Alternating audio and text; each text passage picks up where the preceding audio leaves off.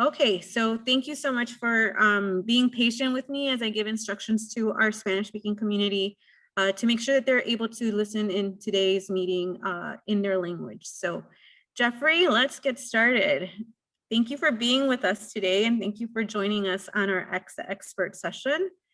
Sorry.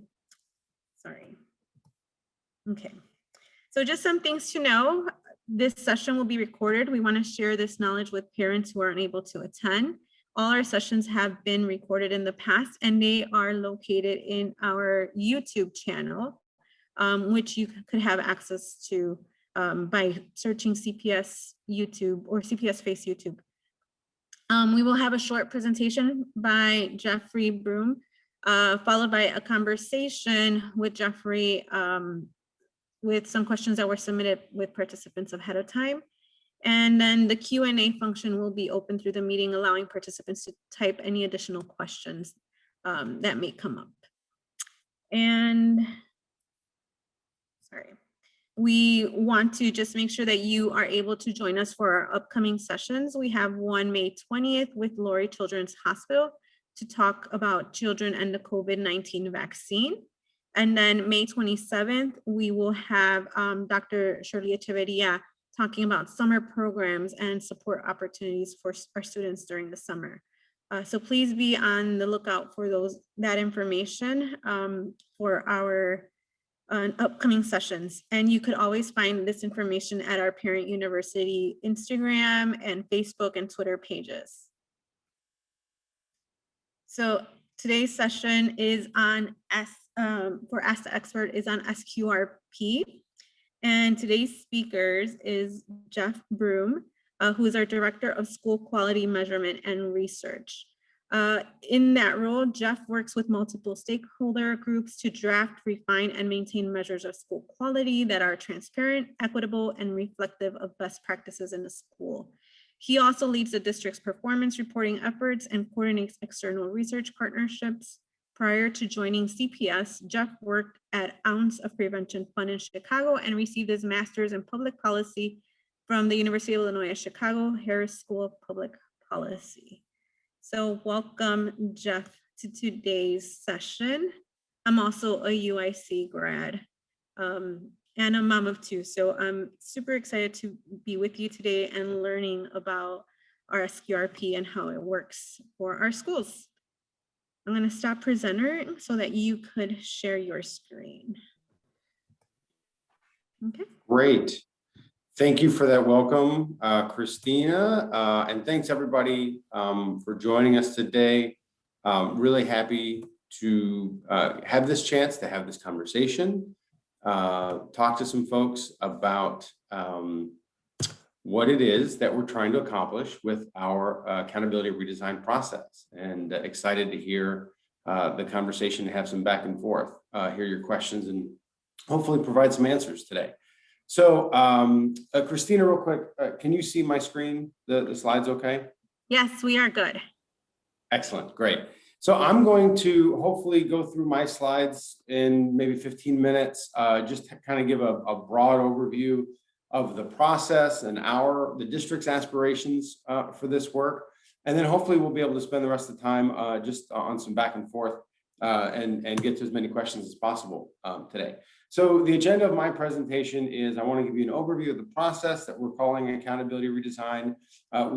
Some of you may have already participated in the town halls that we've had to date. I want to give you a summary of that, and then also kind of want to give you a peek into the work that our advisory group is doing.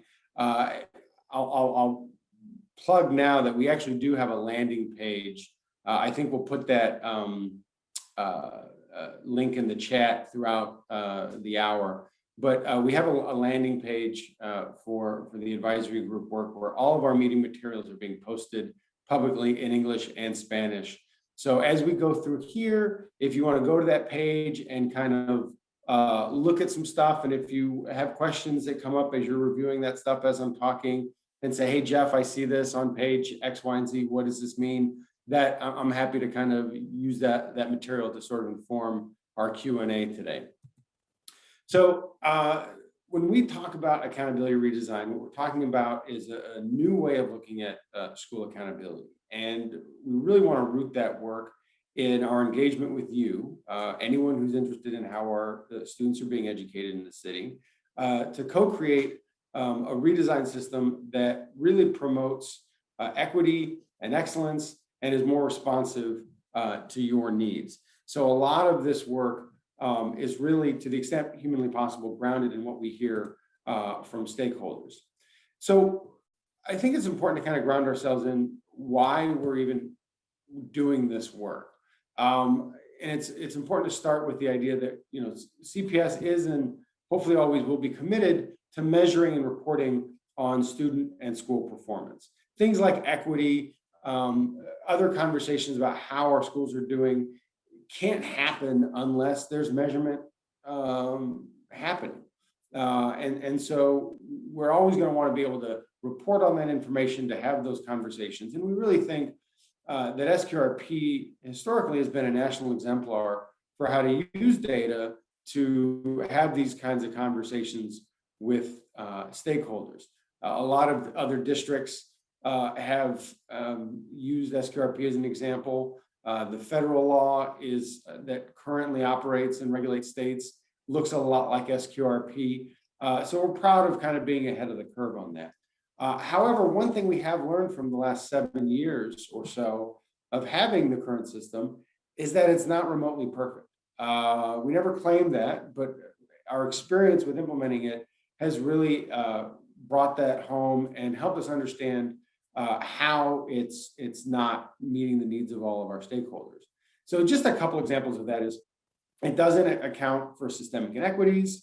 It's not optimized to support some really important aspects of the district work. For example, being clear and communicating clearly to stakeholders. You know, just it's a little difficult to access the current version.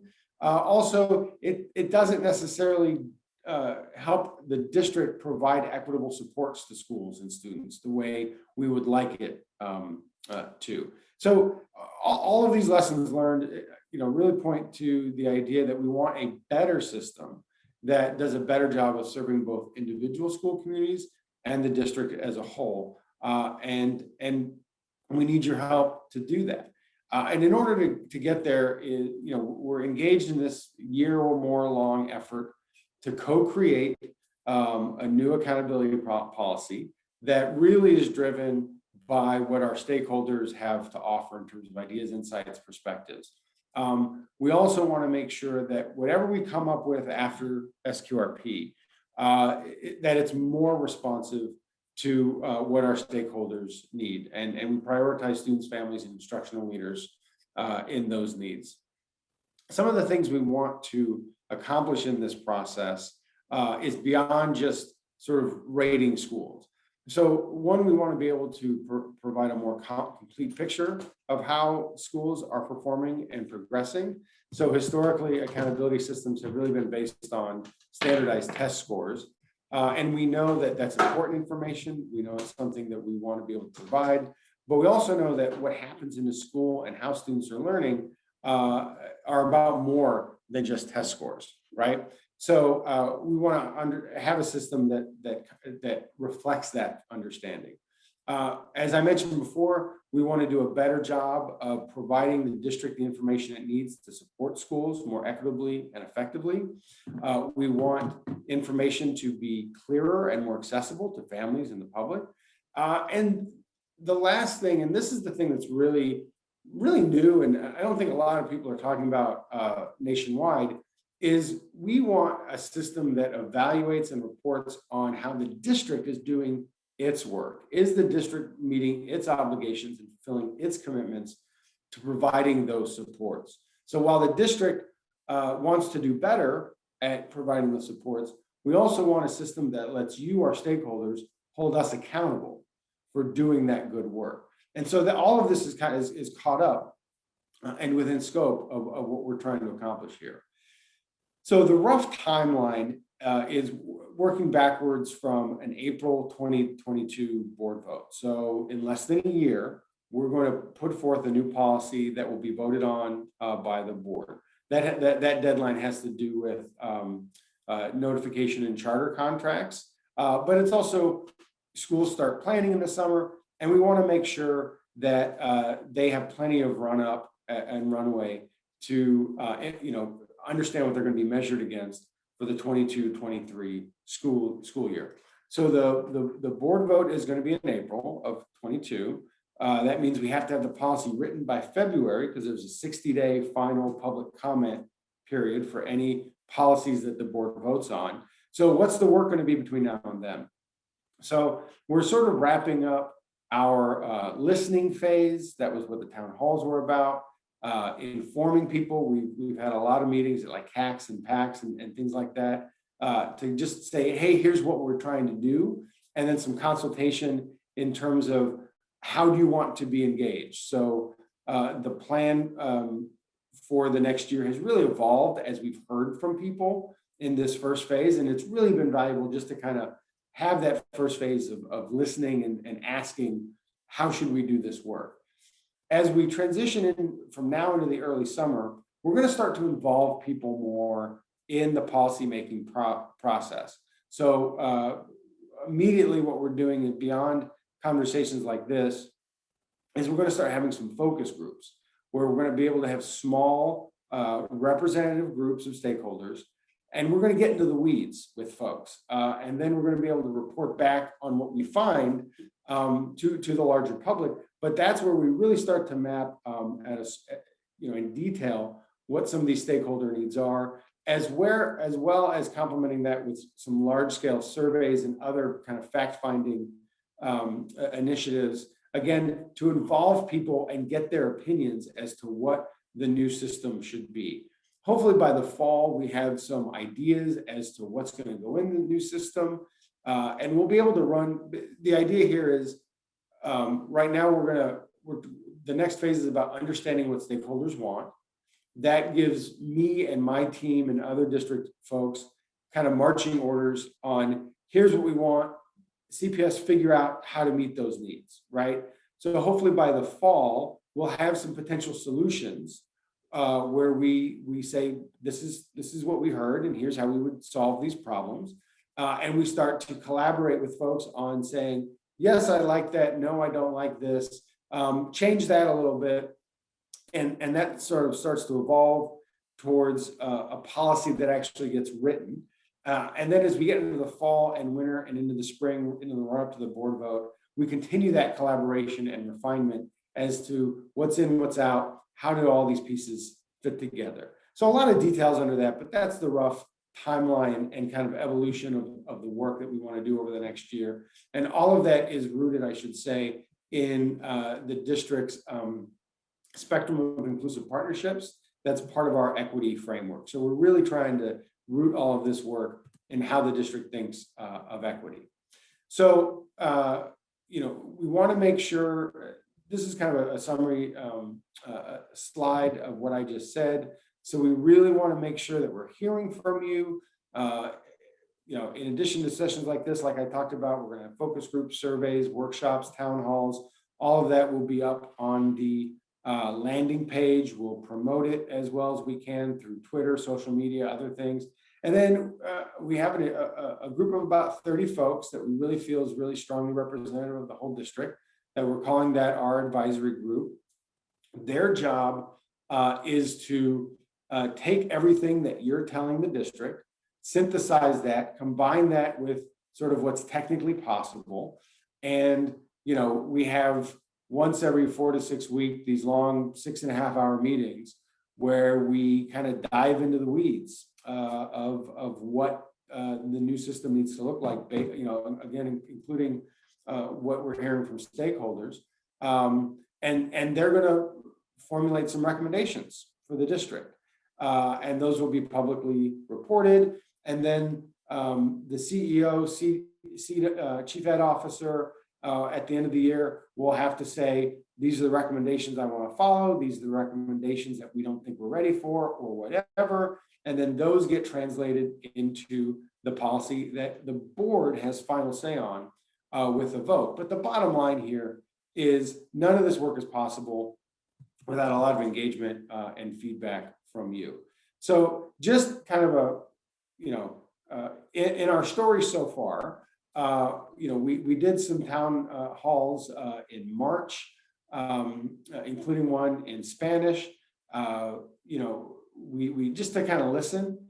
The objective there was really just to kind of hear where people are starting, just in terms of past experiences with Sqrp, and we did that based on the feedback. However, what we didn't do very well, and this is a good lesson for us going forward, is we didn't really manage expectations about what those town halls were going to be. So there was definitely some frustration about, well, I thought I was going to be able to tell you my opinions on what should go in Sqrp.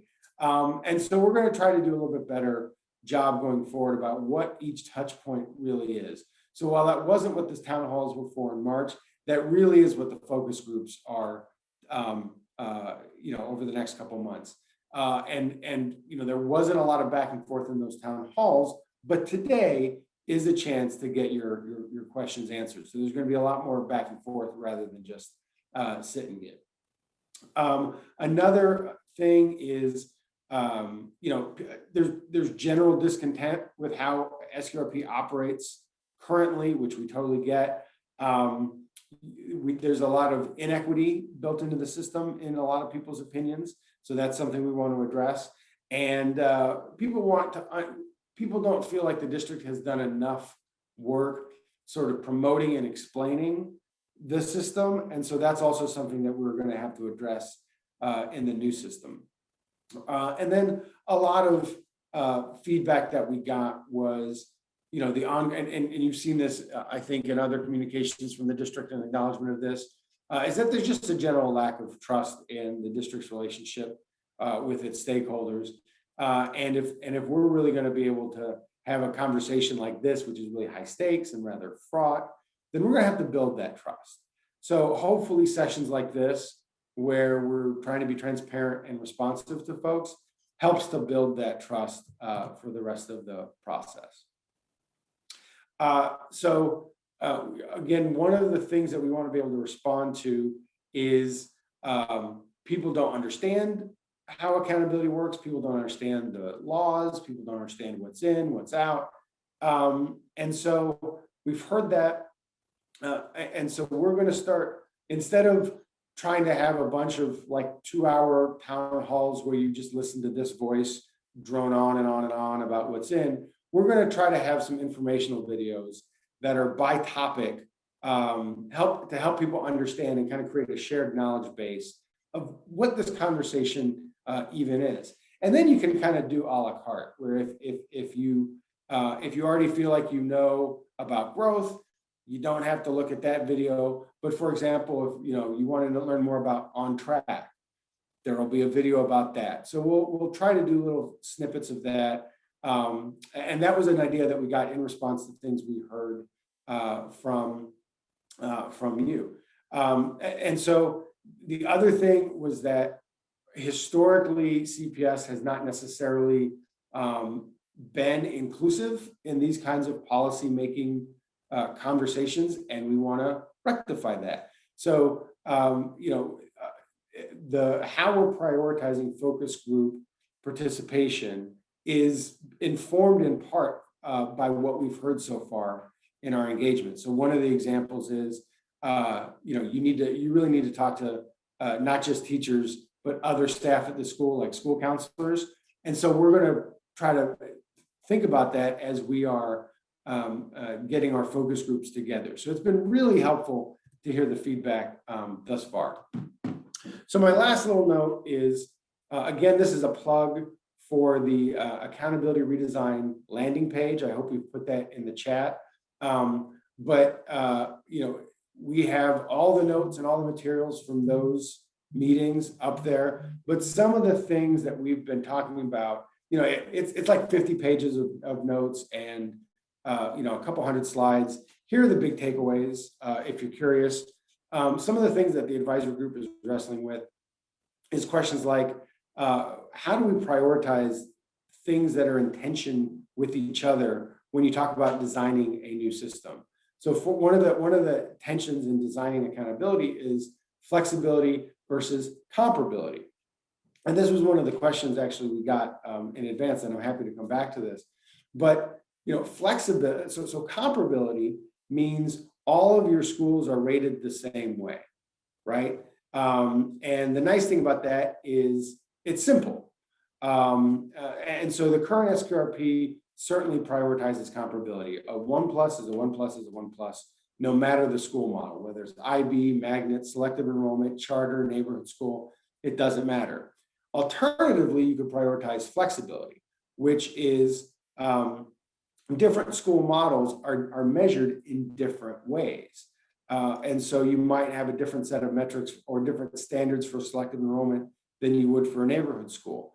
Now, those measurements are probably more accurate, right, in terms of you're customizing them to a particular model, but your system overall gets way more complex.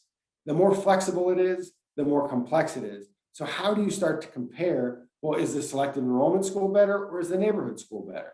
If you're not using the same measuring stick, it's harder. So we're wrestling as an advisory group with questions like that. And those are the sorts of questions that we're going to wrestle with as a community, as a city too. So just a preview of that. Another thing that has come up is, do we want inputs versus outcomes? So traditional accountability systems have always prioritized outcomes, as in how are our students performing on specific metrics. That's important. That you can't have conversations about equity, for example, unless you know where the potential differentiations of student performance are, right? So that's a good thing to know. But what we've heard from stakeholders is that that's not the whole story. Stakeholders are also really important, interested in the inputs. So not just how students are doing, but what's being put into those schools and those school environments to get those outputs. So things like teacher quality, school culture, budgeting, extracurricular activities, other things that contribute to safe, supportive learning environments. Stakeholders are really interested in that. So how do we measure those things? We don't know. That's something that we're going to have to figure out over the next year.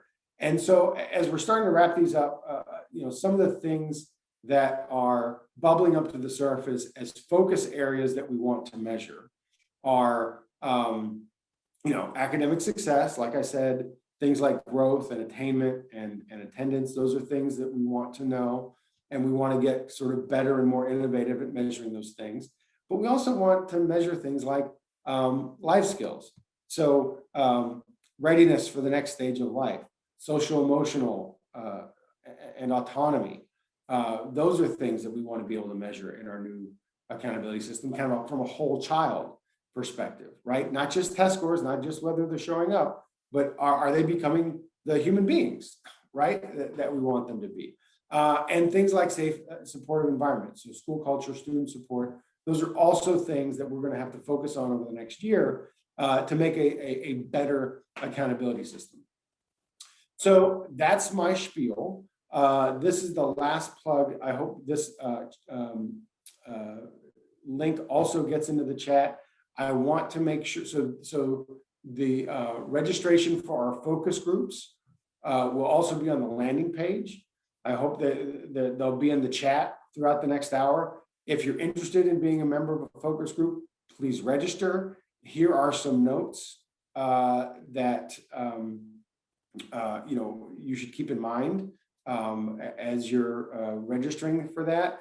I do, one of the notes should also be that focus groups by definition are focused, right, and therefore small. So we're probably going to have more registrants for focus groups than we are actually be able to have participants, but that's good because we want the people who do participate to be as representative as possible of the entire city. And so the more registrants we have, the more representative our focus groups can be.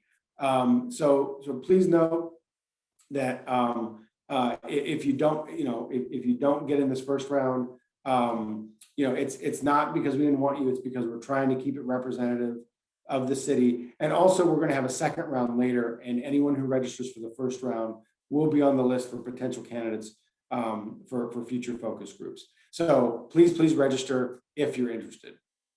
So that's it. Christina, I'm gonna try to be quiet for a little bit, and let's have some questions. Thank you, Jeffrey. And we did put both links up in the chat. So if you want to check out the landing page or want to register for those focus groups, those links are on the chat. So please check them out. And we do have some questions. First of all, thanks for walking us through the process, right, of like redesigning this. I learned a lot from listening and understanding how this is going to look like. I think there's a lot of great opportunities for our parents to really, or our communities to really be engaged in this process and give some valuable input, right? So thank you for all that information. I found it very interesting. I know there was a lot of words on your presentation, but it was very detailed and interesting for me. And we do have some questions actually. I've hosted these sessions a couple of times, and this session has the most participants I've ever hosted in a session. So we do have a bunch of several questions that came in via the registration link, and I believe we have a couple that came in through the Q&A.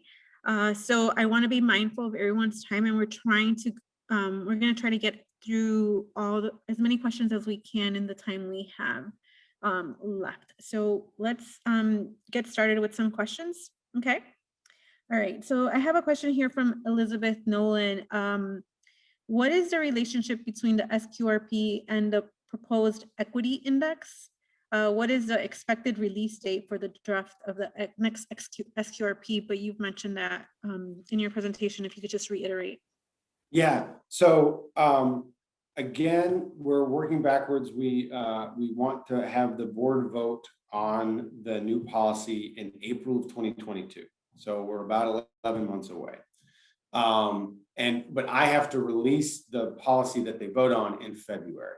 So because there's anytime the board votes, there's a 60-day public comment period. Now, usually those policies, aren't like, I don't think there's ever been a policy where there will have been this much sort of public participation and transparency in the run-up to that draft policy release. So hopefully, I'm really hoping that the public comment period between February and April is pretty quiet, because we've listened, prior to that. But you'll see the translation of feedback into policy in February, and have again 60 days to comment before the board votes. With respect to the equity opportunity index and the relationship to this, to be determined. I have some ideas and thoughts about how that might be related, and I'll share those. But spoiler for a lot of these questions, any questions, and I'm still happy to go into detail, but any questions about, is the new policy going to have this? Or how is the new policy going to deal with that? My answer is going to start with, I don't know, because we haven't heard from you yet, right? So this is an organic process. Things have changed even in the last couple of months about how we're, planning on doing this stuff because of what we're hearing. And so, broadly speaking, I don't know. What I think personally, and if I were to sort of, wager on it, I think that the opportunity index has the potential to solve some of our technical issues around accounting for equity, in terms of how we define quality at a school. So for example, right now, attendance is, the same standard regardless of the school, regardless of the population, right? That a school serves.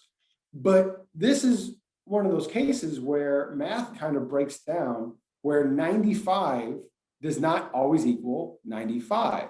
So 95% attendance at a school that serves a relatively affluent community is not the same as 95% attendance at a school that serves a more under-resourced community, right? Like the effort it takes to get 95% attendance in that second school that serves communities that have been historically under-resourced is different. It's just different. And it takes more. And right now we're not accounting for that in the current system. My suspicion is that the opportunity index that the district is refining could play a role in helping us understand how to compare one 95 and another 95. Like that's just an example, but you could see it doing that in just about anything you want to measure. And so that's just on the measurement side, right? Remember that part of the new accountability system is also about providing equitable supports to schools and having a system that helps the district do that, and then holds the district accountable for doing it effectively. So how do you define equitable supports? Like, because equitable doesn't mean the same thing to every community, that's equal. Equitable means every community or school gets what it needs as much as possible. And so on the back end of accountability where the supports come in, I think the opportunity index is also going to play a big role there in defining which schools need more and what kind of differentiated supports than others. And for me, the supports to schools is as much about accountability as is measuring how students are doing and what kind of climate and culture there is, right? If we don't have the supports, then the measurement doesn't really matter. So I hope that makes sense, but I would argue that, and this is me just trying to forecast, because again, we haven't had our discussions with you, but I would say that the opportunity index has the potential to play a big role in both kind of sides of that accountability coin. Thank you so much for explaining that. We have a couple of questions that are actually regarding assessments and NWEA. So I'm going to take Lorraine Richardson's question. It just came in. Does the new Sqrp mean that the NWEA will be eliminated? And how does the new Sqrp relate to the new Skyline Curriculum Equity Initiative? Great questions. So I know I don't want to engage in any supposition as to the future. I can say with respect to NWA, the current contract I think expires next month.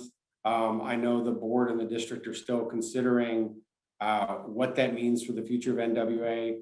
That decision hasn't been announced one way or the other, so I'm not going to try to speculate on what that means. I will say that regardless, so NWA, the way we use it in our accountability system, is a summative end of year assessment. So whatever the assessment calendar looks like going forward, the new accountability system will have to account for that, right? So again, a couple of things that I can't answer the question is one, don't know what what the final decision with NWA will be, and we don't know again how stakeholders want to measure these kinds of things. So I can't tell you how for sure formal standardized summative assessments will look in the new accountability system, because there's still so much in play. I will say we do want some measure of growth to be part of the new accountability system. So whatever summative assessment we use to do that, we want to be able to effectively evaluate how students are learning and growing their knowledge over the course of a year, right? Like that was one of the big innovations with Sqrp, is instead of the old meets exceeds, is Jeff at this line or not, measure, we were measuring how much kids were learning over the course of the year. And that's better. That's a good thing. It's a much more equitable measure for reasons I can get into. But how we do that is still very much TBD. With respect to Skyline and the Curriculum Equity Initiative, the district has been very clear that those assessments are formative assessments. They are not going to be included in any kind of accountability measures and anything in the accountability system. So, formative assessments are really there to guide and improve instruction. So in order for Jeff's teacher to really give him the instruction that he needs from 1 week to the next and 1 month to the next over the course of the school year, he or she needs to understand what Jeff knows. And you want to create a safe space for that kind of formative assessment and not muddy it with stakes, right? Or even the appearance of stakes. So Skyline and the curriculum, the formative assessments that are part of Skyline will be for that. They will be for formative instructional uses and will not be part of a formal accountability system. Thank you. When we host these, we actually want our presenters to have answers. And this is the first time when you are constantly saying, I don't have the answer for that. And it's good. I think that's a clear indication that you really don't have the answers because we really want to value our parent input or our community or stakeholder input. So yeah, I know you're probably going to be saying that a lot throughout our presentation, but it shows good faith that you really want to make these decisions with input from the community. Yeah, I mean, I like there are enough experts that we could engage, and I've learned a lot about this in my role. I could go off in a room with a few people and come up with a better system than we have now. That's not the point, though. The point is partnering with our stakeholders to make that something better, because we know none of it's going to have any validity if you, our stakeholders, don't feel some ownership of that. And so while it may be frustrating to hear me say, I don't know, like a lot over the course of this hour, to your point, Christina, it really is an indication we are trying to have this be an authentic, organic process to the extent that we can.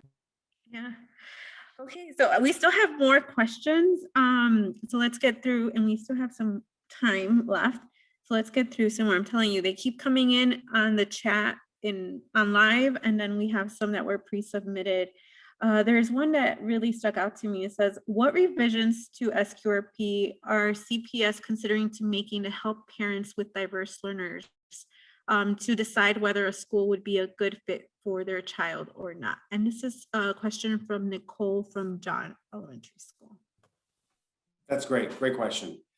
So, and this goes, so there are, so school is a very complex, multifaceted thing. It's not just test scores. It's not just whether kids are showing up. There's a lot going on in school, and that means there's a lot to talk about when you talk about, is school quality? Is school doing a good job of being school? There's just a lot wrapped up in that concept. So for diverse learners and a bunch of other content areas, whether it's arts, English learner education, growth, we're engaging with content experts in the district to come up with some novel solutions for needs like this. So around diverse learners, I have regular meetings with the Office of Diverse Learner Supports and Services to understand their work better, to understand what they've learned over the course of the last 7 years. Because one of the innovations that Sqrp had that other districts weren't doing at the time was we actually called out how diverse learners were performing on growth specifically, like as a priority group. Now you see that in the federal law, diverse learners are reported as their own priority group for every metric. And so that was something that I really think Chicago was ahead of the curve on innovating. But again, it's whether or not a school is serving diverse learners well is more than about just calling them out as a series of data points. And so I think we'll do a version of that because we do want to be able to distinguish and track how different populations like diverse learners are performing, so that's our measuring stick. Like, is the district serving these kids well, right? But in terms of what the conditions and resources are that need to be in place to maximize the likelihood of those good outcomes for diverse learners, that's something we want to hear from. So the Office of Diverse Learner Supports and Services, we're working with them to kind of craft some of those, but we also want those solutions that I work with on them to be grounded in what stakeholders think. So if you're a parent or a family member of a student with an IEP, what do you think? Like what are the things that you want in a quality school for your student? We need to understand that so that so that you can set for us the bar that we need to try to meet in terms of providing you the information that you need. So we can come up with some stuff that we think is good information, but it's not necessarily what you need. So you need to tell us what you need for that and what you think is important so that we can do our best. I can't guarantee that we'll hit it all 100%, but we can certainly promise to do a better job of meeting your needs in terms of giving you the information you want about the question that you're asking. And then we're also doing that with stakeholders and content experts within the district on other subject areas having to do with what makes a quality school. So whether it be extracurriculars, arts, education, again, English learner education, these are all important topics in their own right that we want to dive in on and do a better job of serving our stakeholders with providing you information about. That was long-winded, but I hope that makes sense in terms of what we're aspiring to do here. I think it's very detailed information that, for sure we want to hear from those parents as well. And, just a side question, with your registration link, is there a place for parents to put that they are a parent of a diverse learner or, an EL parent? That way we make sure that those parents are part of these focus groups. And like you said before, that we want diversity or representation. I believe so. If there's not, that there are some email addresses at the bottom. Here, I can actually just go back right there. There's 2 email addresses at the bottom here that if there's information that you think we need that isn't part of registration, copy those 2 email addresses and say, hey, you should know this about me when you're looking for focus group participants, and we'll make the connection between that and your formal registration. Good question, Christina. Thank you. Thank you. And how will the Sqrp align to IAR Illinois assessment readiness assessments? Yeah. So same question about, to me, this is the same answer as, how is NWEA going to be involved in the new accountability system? So IAR, like NWEA, is end of year summative assessment. So however, depending on what the district's final assessment, like most likely spring assessment calendar looks, when the new system is implemented, we'll have to build around that, right? So how the question is, what data do we have every year reliably? And how do we use that data to meet the needs that we're hearing from our stakeholder engagement process, right? So that's another TBD, but that, to me, that's the order of operations. So what is the assessment calendar going to look like? And then how do we build the accountability system in line with that to meet stakeholder needs? So that's the process we're going to be working through. Let's TBD, but we know it will be determined eventually. So I have actually a question from a teacher from Mollison Elementary School. How will Sqrp change so that it's not punitive to teachers and schools, especially math and reading teachers?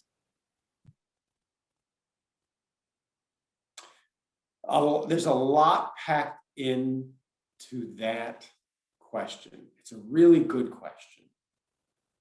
I'm gonna make some assumptions. I'm gonna state my assumptions, and then I'll try to answer the question.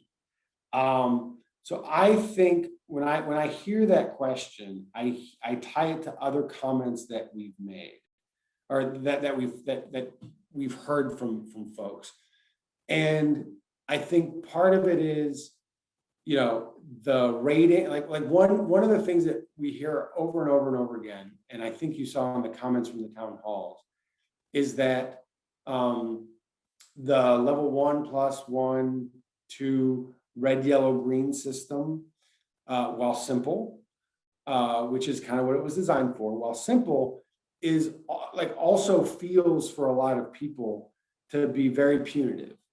Kind of the name and shame aspect of accountability. And then I think when I hear math and reading, I hear the idea that because, especially at the elementary level, there's so much weight put on NWA in the current system. And NWA only measures math and reading, that the pressure of the punitive aspect of the current system really hits the whole school, but really flows down to math and reading teachers, because they're the ones whose performance is measured by NWA. That counts for so much. So that's what I hear in that question. I hope I'm getting it right. So that's the question I'm going to answer. With respect to the punitive nature, that is really something we want to get away from to the extent possible. The primary objective of the new accountability system is going to be less about name and shame, which has been a historical feature of traditional accountability systems, and more towards what do we need to know to support schools and students equitably, right? And so, one of the ways, a lot of people, again, don't like the level 1+1, et cetera, red, yellow, green. That's open for discussion. If we want to get away from that kind of simple labeling, totally open to it. That is absolutely on the table. So what problem? So that's a solution to one problem. It raises another, which is how then do you make information accessible? Not just in terms of I can find it, but can I understand it? Because red, yellow, green is really easy to get, but it comes with that baggage. So how can the new system leave as much of that baggage as possible, but still be understandable to stakeholders? And I think part of that is design. I think we have to design a system that is accessible.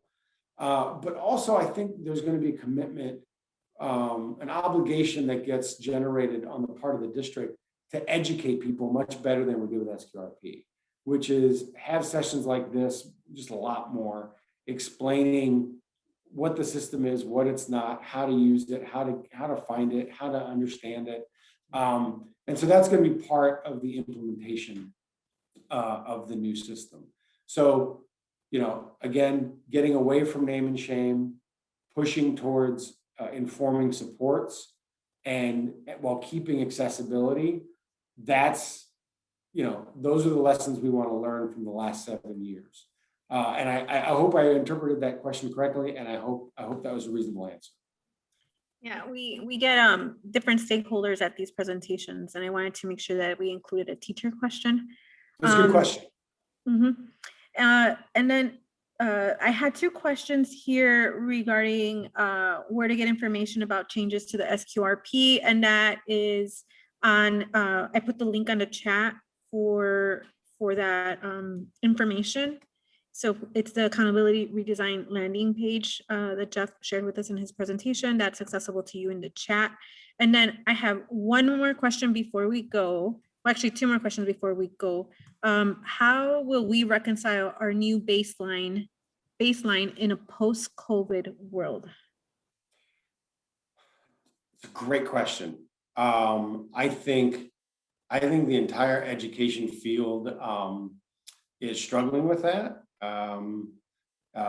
We certainly, I think that the district has done a lot of really good thinking and work on our unfinished learning initiatives that, you know, if you look at our press releases and how we're allocating federal relief dollars, that's sort of the focus with respect to what we've announced. So, you know, that's, we don't know. Two questions, I think, there's so much packed into that. So a few things. One, in terms of what kids need to know in the moment, I really think Skyline and the formative assessments, the suite of formative assessments will really empower schools to get a better real-time understanding of where kids are coming in post-COVID. So I think that's the aspiration for Skyline, and the suite of formative assessments to be when kids get into school next fall, where are they coming from after the pandemic? Where are they coming? Like what's their knowledge, and what do they need? So first and foremost, it's instructionally. Like you want to be able to meet the kids where they are, and I think Skyline will help us do that much more effectively. So that's the most important thing. When it comes to accountability, I think there's kind of two things. One, I think the emphasis on growth will help compensate for this a little bit, because growth is not about, does a kid know this much? Yes or no, right? Growth is about, they start here, wherever they start, do they end the school year in a better place? Have they learned? So regardless, and that's what the current system does, but we want to do we want the next system to do a better job of this, is wherever the student started, have they progressed? Have they made progress? And so that an emphasis on growth helps us do that. However, there's also this concept of proficiency, which is, you know, whatever Jeff knows, there are certain expectations for what he should know. What we think a well-rounded, engaged and supported third grader or fourth grader or fifth grader, whatever Jeff is, we think there are certain skills and knowledge that he should have by this point. And so we're also going to want to think about, regardless of where kids are after the pandemic, we need to keep in mind where they should be. And we don't want to lower our standards as to what we think they should learn. And IAR, the Illinois Assessment of Readiness, actually does a pretty good job of defining like where kids should be with respect to proficiency. So we don't want to lower that bar. We don't want to lower that standard. But wherever we see kids coming in, we do need to then respond to that and get kids back to proficiency as quickly as possible. And then the accountability system should help distinguish where that growth is happening and where it's not, help diagnose why it's happening or why it's not, and then target supports and the appropriate supports to where it's needed to make sure that growth is happening for all our kids, so that all our kids, again, regardless of where they're starting, and I would have said this before the pandemic, regardless of where our kids are starting, they get to where they need to be and where we think they should be.